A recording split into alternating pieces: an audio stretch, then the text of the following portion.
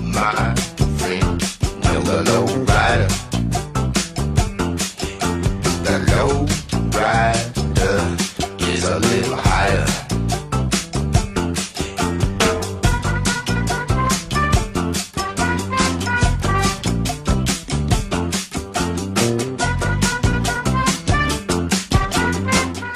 So welcome everybody to another edition of Tripp's Corner here on ProView Networks. We're here with Lori Mabrey, of course, the girls basketball coach at Cibola High School.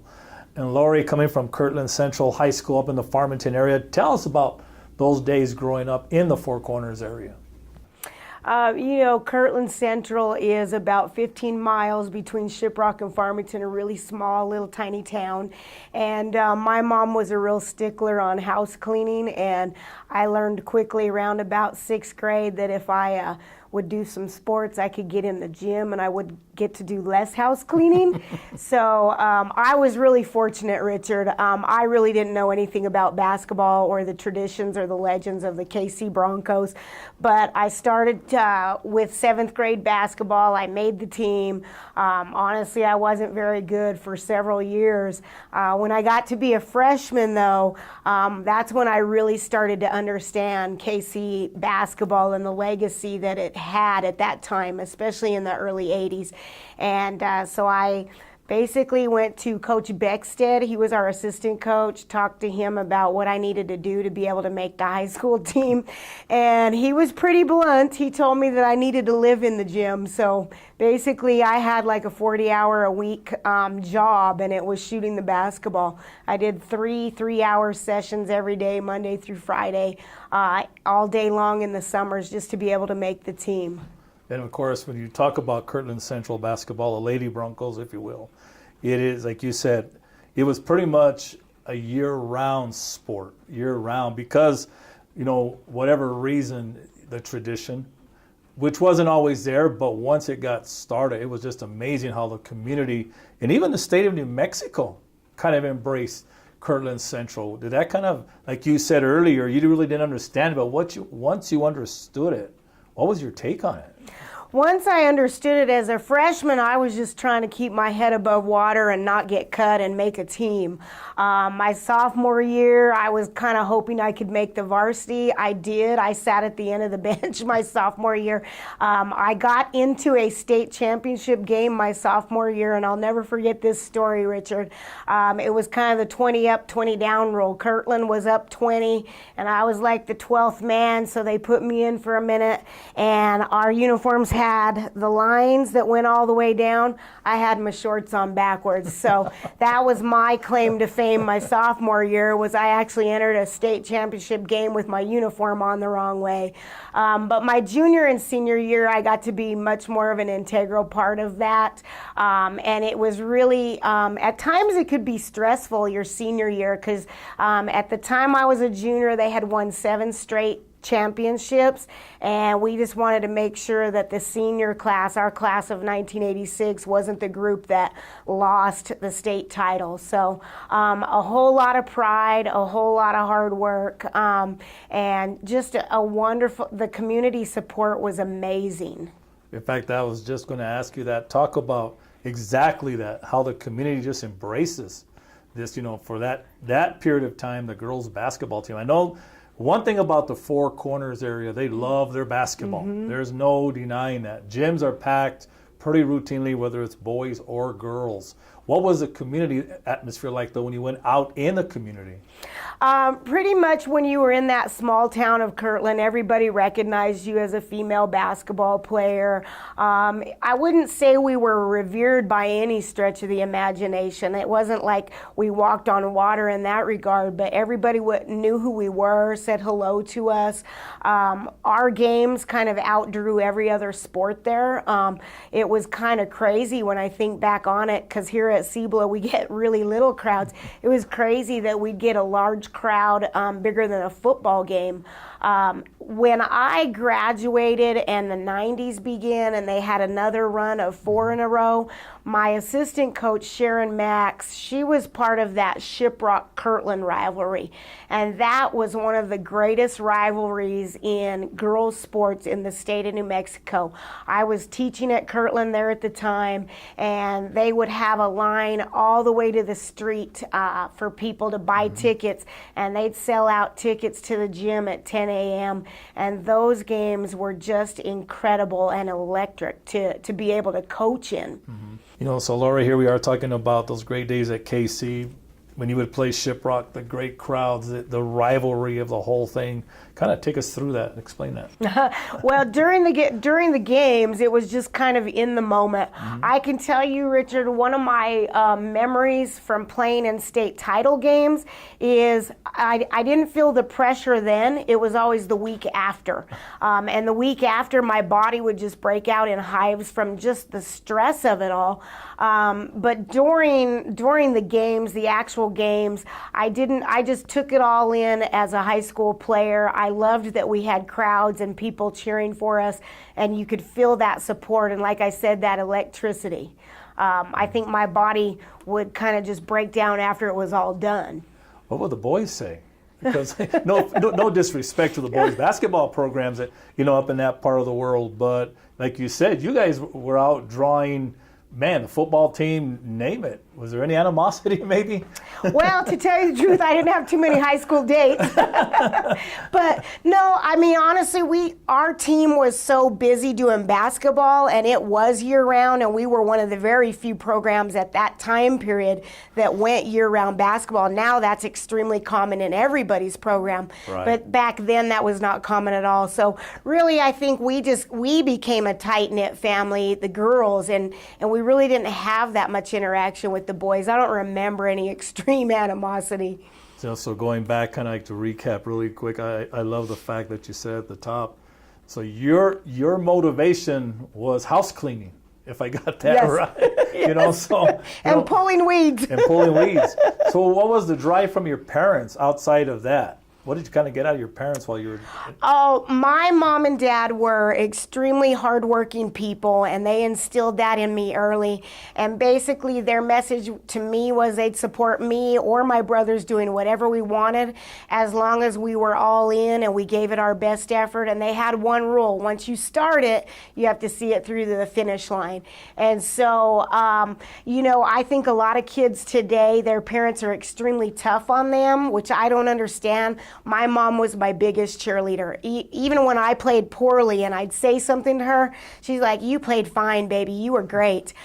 So my parents, they were extremely proud of me. I remember my dad had to work on the road a lot. He was a welder, and he worked out of state a lot. And he flew into my senior year state championship, and he gave me a little silver basketball that I have on a charm bracelet to this day. And it was just a special, special feeling to know that he took off extra time off of work just to come watch me play in the state championship. That's pretty amazing. Thanks for watching, everybody. That concludes segment 1. Segment 2 of Tripp's Corner is coming up right after this message. Well, I'm going to the frontier, walk up to the cashier, order up a root beer and a number 1. Cover it with green stuff, 1 scoop is not enough. Find a booth is real tough, back by the Duke. Meet my family, meet my friends in the quirkiest restaurant I have ever been. All of Albuquerque's favorite spot, it's the Frontier Restaurant. The Frontier Restaurant is a proud supporter of ProView Sports Network. Get into the game with Garden Swartz Team Sales. They have everything you need, from screen printing, embroidery, and digital printing services, high school letterman jackets, and all high school and club uniforms and individual and team apparel with the most reliable brands like Speedline, Rawlins, and Wilson. And don't forget to check out the latest F7 Shut helmet. It's all at Garden Swartz Team Sales. Give them a call, 505-884-1234. Garden Swartz Team Sales. For 55 years, people have bought trucks from Tillery in Los Lunas. We have a great selection of vehicles, the quality service department, and some of the best deals in the state. But most importantly, we found people prefer to buy trucks from people who actually drive trucks. Tillery is a proud supporter of ProView Sports Network. Locally owned and operated, located in Las Lunas, right off I-25, exit 203. Welcome back, everybody, to segment 2 of Tripp's Corner. We're here with Lori Mabrey, of course, the girls basketball coach at Cibola High School. But Lori, I have to ask, first of all, before we move on, what was it like during those glory years, if you will, between Kirtland Central and Shiprock and even Gallup? Well, I miss those rivalries. Being here in Albuquerque, you don't get very good crowds at your games, and like I alluded to, those games were electric. They would sell out, like I said, at 9, 10 a.m. in the morning. You'd have the whiff of fry bread in the air, just constant noise, constant stomping on the bleachers. I had great crowds as a player, but I didn't have the same kind of crowds as the 90s girls. When the 90s teams came on board, that's when Jerry Richardson first got hired at Shiprock, and he made them very good right away. And Kirtland was kind of having some down years, like 88 to maybe 90, 92 in that area. And so that kind of stunted Kirtland trying to make a comeback. And so Kirtland and Shiprock both got very good, and the games were just, 1 to 5 points every single time. Always came down to those two in a district title or a playoff game. Pretty much for several years running came down to one of those two teams winning the state championship. And I was a coach at that time. My assistant coach, Sharon Max, who's been on my staff the whole time I've been here at Cibola, she was one of everybody remembers Karen Carlin, of course, for our team. Sharon Max was the 2 guard that could just drain threes off of that team. And Kirtland, we had a large influx of Native American Navajo. We're real close to the Navajo reservation up there.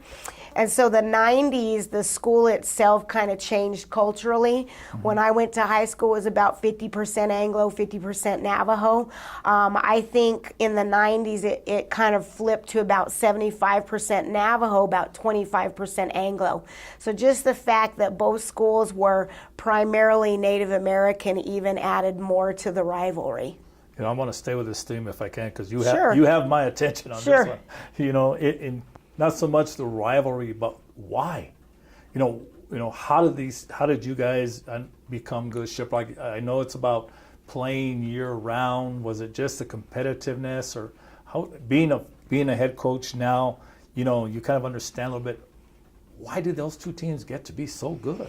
I think, honestly, just the hard work they put in. Like I said, a lot of teams go year-round now, but that wasn't that common, especially in female sports back then. And so I could tell you myself, I went to the gym from 8 to 11, took a sack lunch. I ate my sack lunch, then I'd work out 12 to 3, and then I got to go home for a couple hours, and then Coach Beckstead would always do an additional evening segment for anybody that wanted to come. I felt like I had to be there, so I went 6 to 9 as well. I know when I coached girls, I used to open the gym from morning to night for my assistant coach, Sharon Max.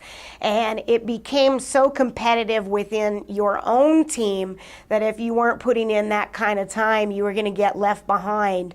And I think Shiprock ended up doing the exact same thing, where girls were just putting in tons and tons of time. And as a coach, Richard, you know how important reps are. I mean, you just can't beat reps. We didn't play a lot of summer games. There was no AAU for us. It was all skill work in the gym. So now, Lori, your playing days are behind you at Kirtland. Now it's time for bigger and better things. Tell us about Eastern New Mexico.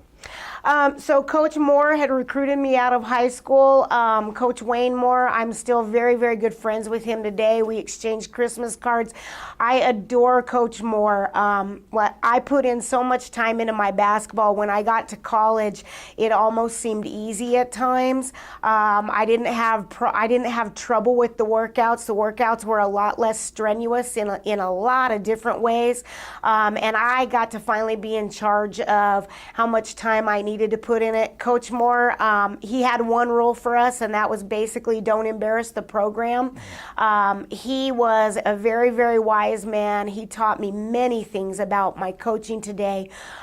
This year we were playing at the Santa Ana Star Center in the semifinals, and lo and behold, who's behind the bench cheering us on? At Coach Moore, and he coached my assistant Sharon Max as well. So we've been fortunate at Cibola. we've sent a couple of girls to Eastern New Mexico. It's a great school, another small town atmosphere where they really get behind their sports teams at Eastern. And it was probably the best years of my life, honestly. I really enjoyed the town, I enjoyed the university, and I enjoyed the basketball. You know, speaking of Eastern, you know, so many of our New Mexico coaches actually come out of Eastern. I was talking to Cooper Henderson last week. Of course, he went to Eastern as well. You know, like you said, he rallied behind their sports. You know, on top of everything else that went on at Eastern for you, was that about the time that you thought, okay, I want to coach? Or when did that kind of start to happen? So ironically, no. Everybody my whole life told me I'd make a great teacher and a coach. And so, you know, being a teenager, you're going to go 180 from what everybody else says. Yep. So my degree was in political science, ironically. And I wanted to be a lobbyist. I really wanted to get into politics. And I learned really quickly that being a lobbyist in New Mexico can't really pay the bills. And I wasn't, I guess I didn't think far enough in advance, but I wasn't really willing to relocate to a place like Washington, D.C. I loved New Mexico, had lived here my whole life. So at that point in time, I talked to my advisor at Eastern, and Eastern, as you know, is a great teacher college. And I pretty much said, what's the quickest route I can get out of here? And they said special education. Yeah. And I have a brother who's special needs. That came really naturally to me. And so that's the point in time. After I finished playing college basketball, I decided to become a teacher and a coach. Going back a little bit, just really quick, summarize your playing days at Eastern. How would you describe them? Fun, basically. I mean, the road trips are amazing in college. You know, you're on a yellow dog bus in high school, and you Yep. tell some scary stories at the back of the bus, and you try to sleep, but you don't really sleep. But in college, it's just a different setting. You get treated more like an adult. They give you cash money to go take care of your business while you're on the road. And we went to some really spectacular places. Our best trip was going down to East Texas. We would fly into the Galveston area, and we got to stay near Padre Beach. And so just getting to see more of the world, you know, when you come from a small town and New Mexico is the only place you've ever lived. College is kind of about widening your horizons, and I think that's what Eastern did for me. So that's going to do it for segment 2 here on Tripp's Corner. When we come back, segment 3, we're going to find out how Lori Mabrey went from Kirtland Central to Eastern New Mexico to being the head girls basketball coach at Cibola High School when we come back.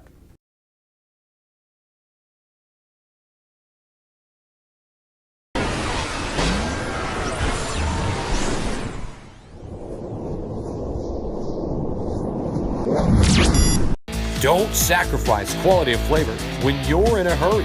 Golden Pride offers ribs, fried chicken, green and red chili breakfast burritos, and Frontier Cinnabons. 4 great locations, or visit us online at goldenpride@abq.com. Golden Pride Barbecue Chicken and Ribs, proud supporter of ProView Sports Network. Hey everyone, Adam Deal here with ProView Networks. Extreme Clean is a proud sponsor and supporter of ProView Networks and all high school sports athletics. Owner Mike McLean and Extreme Clean specialize in carpet cleaning for apartment, realty, business, and residential clients. With over 20 years experience, attention to detail and quality customer service matters. For more information, give them a call, 505-221-6440, Extreme Clean. Welcome back to segment 3 of Tripp's Corner, everybody. We're here with Lori Mabrey, girls basketball coach at Cibola High School. Lori, now take us down that road as to how the coaching career got started. So I've always been close to basketball. Even once I graduated college, Coach Beckstead hired me, ironically, to do a lot of summer shooting camps. So I'd travel from, high school to high school with him, and that's kind of how I earned my summer college money, was doing shooting camps. Did a bunch up in northern New Mexico with Matt Martinez at Pewaukee High School.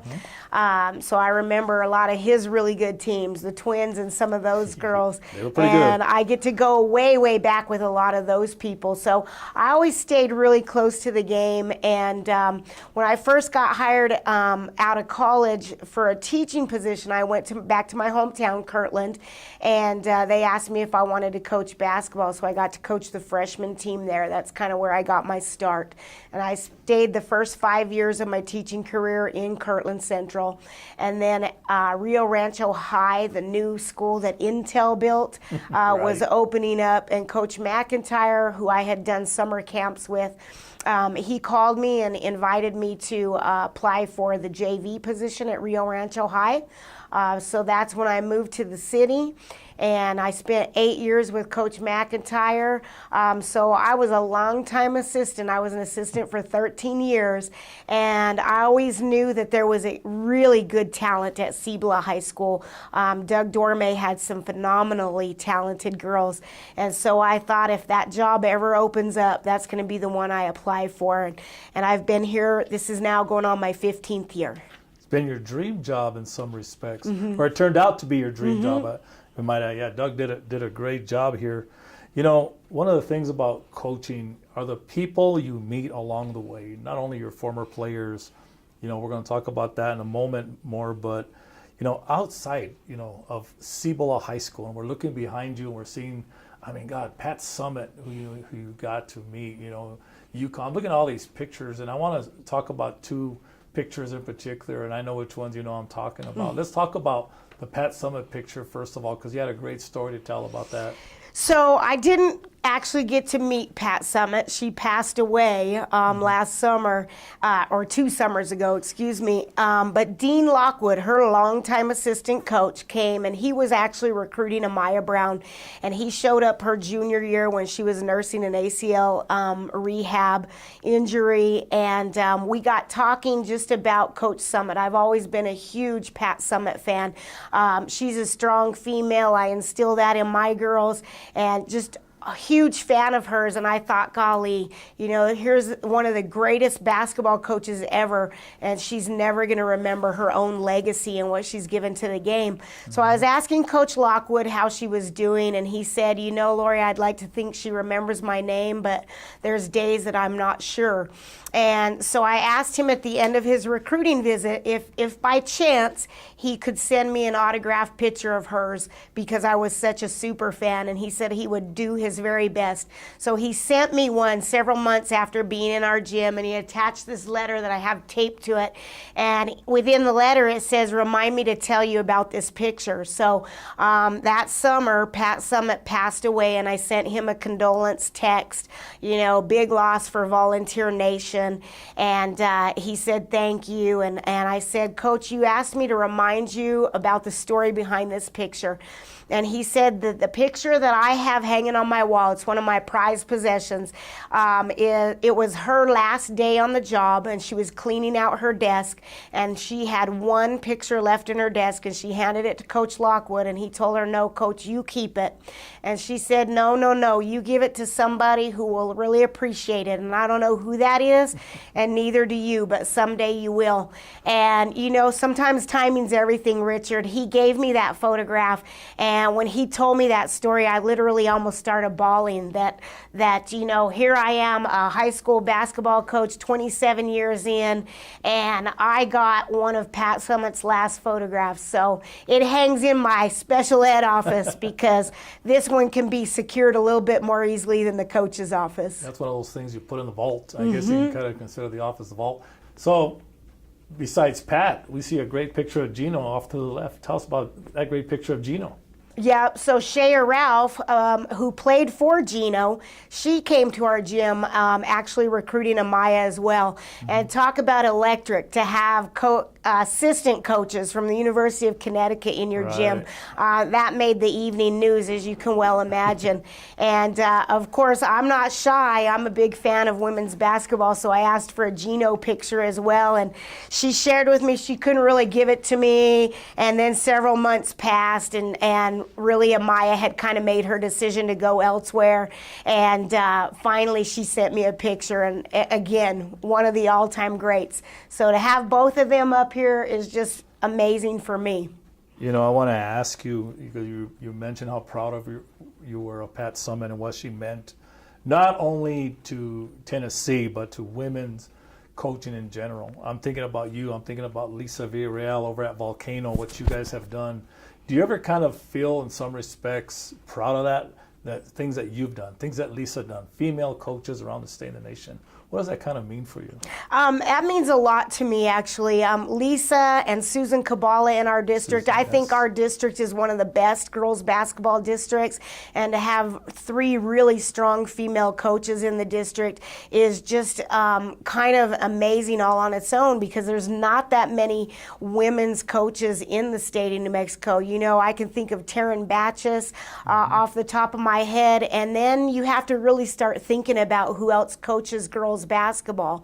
And so I think it's really important to me to be a role model for young women, to try to get more young women involved with female sports. I'm kind of on the beginning stages of Title IX myself. I kind of started playing right when that legislation was passed.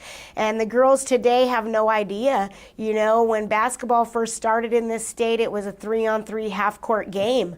And it's come so far, and there's so many good basketball players that get recruited throughout this state in every classification, and New Mexico really is a hotbed for girls basketball.